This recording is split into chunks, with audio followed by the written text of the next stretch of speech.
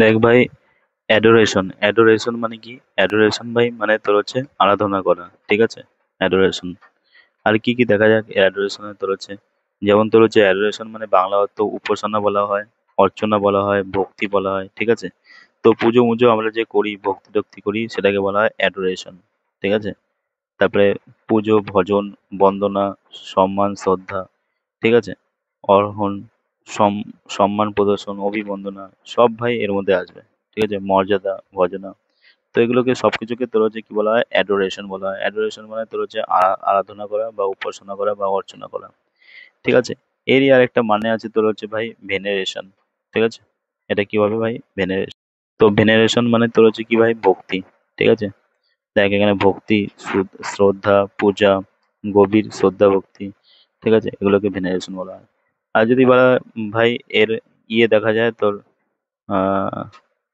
Silence, তাহলে কি হবে ভাই? ডিভোশন হবে, পিইটি হবে, অ্যাডোরেশন হবে, ওরশিপ হবে, ভেনারেশন হবে, তবে ডিভআউটনেস হবে, ঠিক আছে ভাই?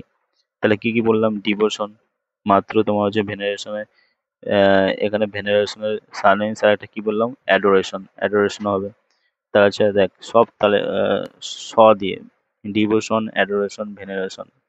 মাথায় রাখ, ভেনারেশন মানে হচ্ছে কি? ডিভোশন, পিটি, অ্যাডোরেশন, এদের ডিভোশন, অ্যাডোরেশন, ভেনারেশন, এই তিনটে তো চলে আসলো। পিটি, ওরশিপ, তারপর হচ্ছে ডিভআউটনেস। তাছাড়া এর সার্ভিস, রেসপেক্টও আসবে, এর রেভারেন্স আসবে, অ্যাডমিরেশন আসবে, অনার আসবে, অনার, এস্টিম, ভেনারেশন, ওরশিপ, রেভারেন্স, ভেনারেশন, এগুলো অবলিশন, ঠিক আছে? দেখ ভাই, এখানে একটা সেন্টেন্স পেয়েছি খুব ইম্পর্টেন্ট। এটাই এখান থেকে পেয়েছিলাম যে today we can't imagine the veneration of Hindu, Jain and Buddhist divine spirits or deities without a human form, can we? এখানে কি বলতে চাচ্ছি, মানে টুডে উই কান্ট ইমাজিন মানে আমরা ইমাজিন করতেই পারি না the veneration of Hindu, Jain and Buddhist, মানে বুদ্ধিস্ট যে ডিভাইন কালচার আছে, আর জৈনের যে ডিভাইন কালচার আছে, অথবা হিন্দুর যে ডিভাইন কালচার আছে, তো তার মানে পুজো বা পুজো অর্চনা যেটা হয়, ঠিক আছে?